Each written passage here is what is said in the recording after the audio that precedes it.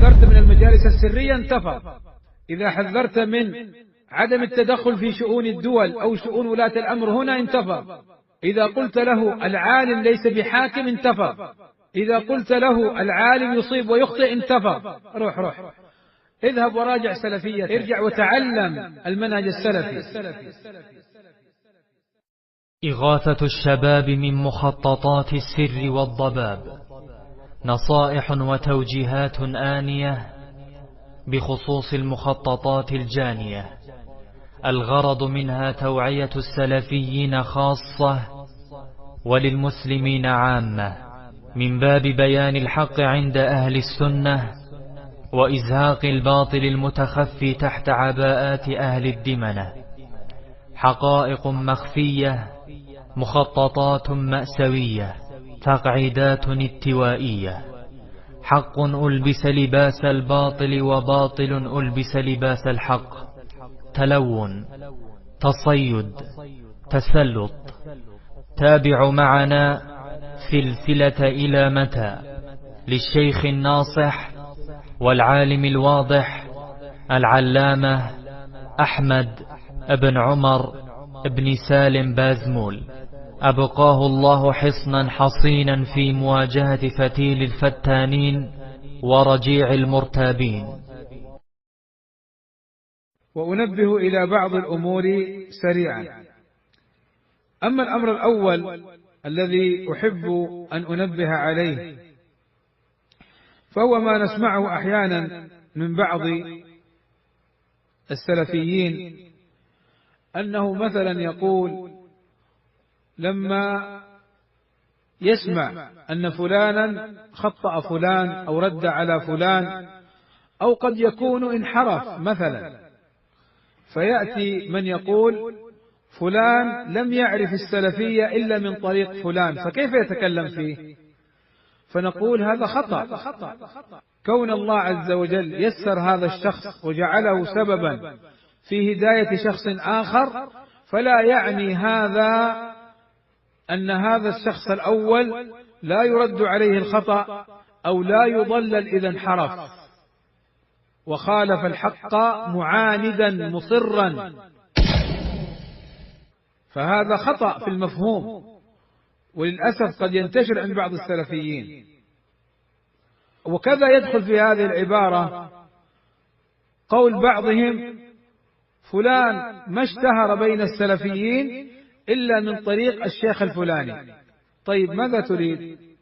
تريد أن تقول أنك تعلق الحق بهذا الشيخ الفلاني؟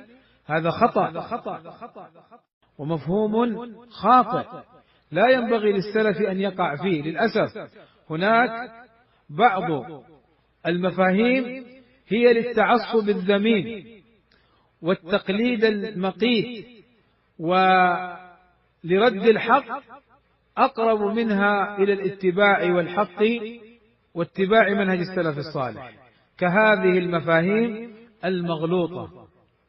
فبارك الله فيكم، تنبهوا لهذا الأمر، فلا تجعل رقبتك مسلمة لفلان، إن اهتدى اهتديت وإن ضل ضللت، هذا خطأ. ولا تتابعه على الخطأ لأنك تقول أنا اهتديت من طريقه أو أنا عرفت من طريقه، هذا خطأ.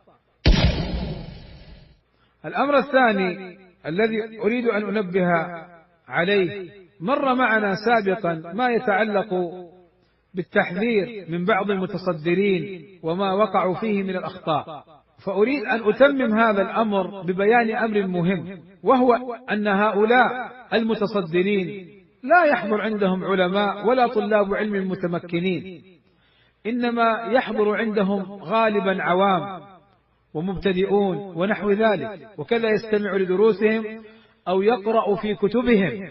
وهنا تكمن الخطورة، وذلك أن هؤلاء المبتدئين والعوام لا يميزون بين الحق والباطل، فإذا جاء بعضهم وتكلم في المسألة غلطا فإن العام قد يتأثر، بل قد يلتقم ويلتقط المسألة ويتحدث بها وهو لا يعلم. ولذلك بارك الله فيكم، الحذر من هذا المسلك. والواجب على هؤلاء إذا تبين غلطهم أن يكتبوا تراجعا، وأن يبينوا الغلط والرجوع إلى الصواب. وأنا أضرب لكم مثالا واحدا سريعا، وذلك أن بعض السلف كما نقل فيما أذكر عن مالك أو غيره أنه مرة أفتى في مسألة فأخطأ، فذهب السائل فبحث عنه فلم يجده، فأمر مناديا ينادي في أماكن اجتماع الناس كالأسواق يقول فلان أنه جاءه سائل يسأله في كذا، وأنه أفتاه بكذا، وهذا خطأ، وأن الصواب كذا وكذا وكذا. فإذا كان عالما بهذه الصورة يفعل هذا الأمر، فما بالك بمن دونه؟ وقد يقول قائل: لماذا يتبرأ هذا العالم من هذا الخطأ وهو معذور حين أفتى خطأ؟ لقول النبي صلى الله عليه وسلم: إذا اجتهد الحاكم فأصاب فله أجران، وإذا أخطأ فله أجر واحد. فلماذا يفعل هذا الأمر؟ الجواب أن العالم إذا تبين له الخطأ وجب عليه الرجوع والتراجع، إلا الذين تابوا وأصلحوا وبينوا فوجب عليه الرجوع. لكن لو مات العالم أو ما درى عن الخطأ فهنا يعذر. أما إذا علم فالواجب شرعا أن يتراجع. طبعا هنا نقول بالخطأ بمعنى الخطأ البين المخالف للدليل. أما كونه يخطئ في الاجتهاد من اجتهاد إلى اجتهاد هذه مسألة أخرى. هذا أمر في الجواب عن لماذا يفعل مالك أو غيره من السلف مثل هذه الأفعال، فالواجب أن يبين. الأمر الثاني أن هذا الخطأ قد ينتشر عند الناس وعند العوام، وقد يكون منسوبا إلى عالم، فتكون تبعة هذه الأخطاء على هذا العالم إذا علم. ولذلك كان بعض العلماء حينما يرد على المقلدين المتعصبين الذين يلزمون الناس بقول العالم كان يقول: أنا الذي لا أدعو إلى تقليد العالم خير له منكم أنتم الذين تزعمون تعظيمه واحترامه وتقديره. قالوا: كيف؟ قالوا: العالم إذا أخطأ وتبعه الناس على هذا الخطأ تحمل ويسأل، ولكن إذا بينت أنه أخطأ وأن هذا الصواب في كذا وكذا، الناس والعوام يتركون الخطأ ويأخذون الصواب، فأينا خير لصاحبه، أنا أم أنتم؟ فلا شك أن الذي يبين الخطأ ولا يقلد العالم في خطئه هو الأنفع والأفضل للعالم. فإذا كان هذا مع العلماء الذين هم متمكنون في العلم، فكيف بمن دونهم؟ فكيف بمن دونهم؟ كيف بمن يخطئ في مسائل عقدية؟ هذاك السائل في مسألة فقهية، فكيف بمن يفتي في مسألة عقدية كأن يقال في استوى استولى؟ فإن هذا خطأ، ولا يقال في هذا اللفظ ما قصد، نية وقصده عند الله، نحن لا نحاسبه، ولكن نحن نحكم على ظاهر اللفظ. فلا شك أن إطلاقه استولى على استوى خطأ، وشابه فيه المؤولة والمعطلة للصفات من الأشاعرة وغيرهم، فلا يقال حينها ما قصد. ولذلك ينبغي أن يتنبه أن العالم أو حتى طالب العلم إذا تبين له الحق ورد إنما يرد على ظاهر اللفظ، أما قصده والاعتذار له هذا باب آخر، ولكن لا بد أن يرد على هذا اللفظ وأن يبين أنه أخطأ فيه وأن يتراجع عنه التراجع الصحيح. يعني الآن على قضية ما قصد أنا أقول استولى وأقصد استوى، يصح هذا؟ لا، ما يصح، ما يجوز، مخالف لمنهج السلف. الرحمن على العرش استوى، على وصعد.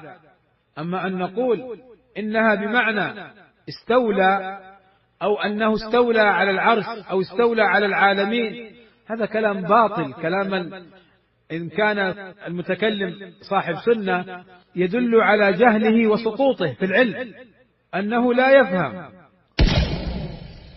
فبارك الله فيكم، ينبغي أن نراعي هذا الأمر.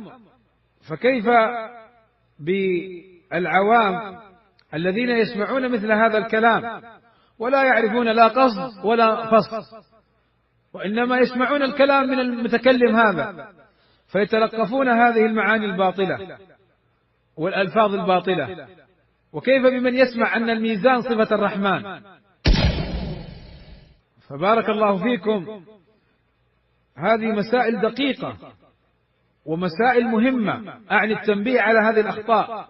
والاستواء معلوم عند صغار طلبة العلم السلفيين، لأنها من المسائل التي وقع فيها الاشتباك بين أهل السنة وأهل البدعة، فلا يقال فيها أي في الاستواء أو العلو بأنها مسائل لا يدركها إلا العلماء، هذا خطأ. وكيف بمن يفتي بأن الرافضة حلال الدم ويفتي بالتفجير في المساجد؟ فيسمع هذا من يسمعه ويتأثر، فلا شك أن هذا خطأ. ولذلك التنبيه الذي أريد أن أنبه عليه، أولا ينبغي لطلبة العلم وينبغي للمبتدئين وللعوام أن يرجعوا للعلماء المعتبرين في علمهم ودينهم.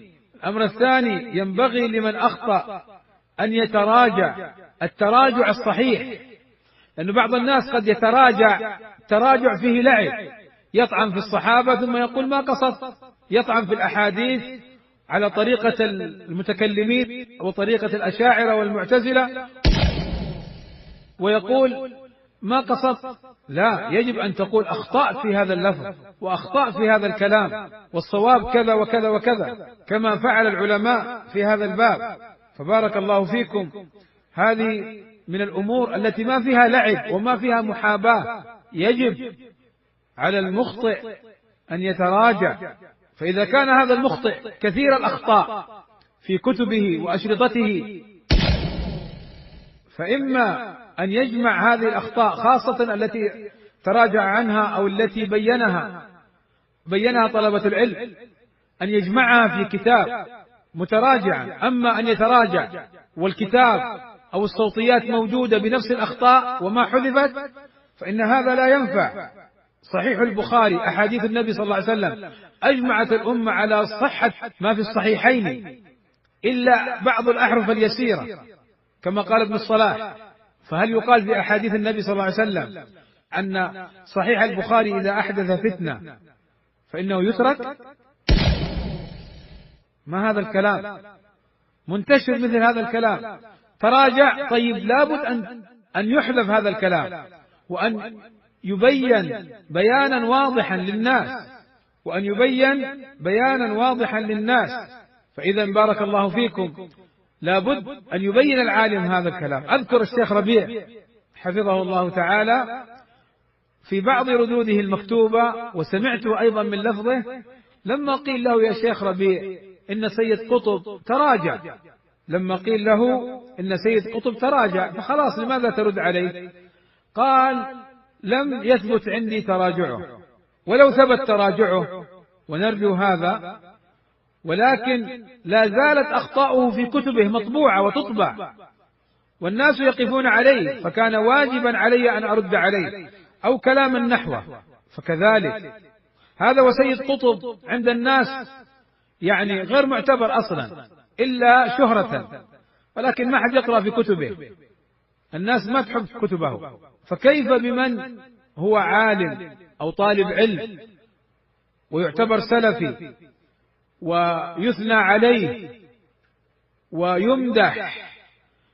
فبالله عليكم قولوا لي ما حال العوام وطلاب العلم المبتدئين مع ما يصدر منهم من أخطاء، ولو تراجع عنها إما تراجع مخفي يعني قاله مرة وانتهى، أو أرسلوا لي على الإيميل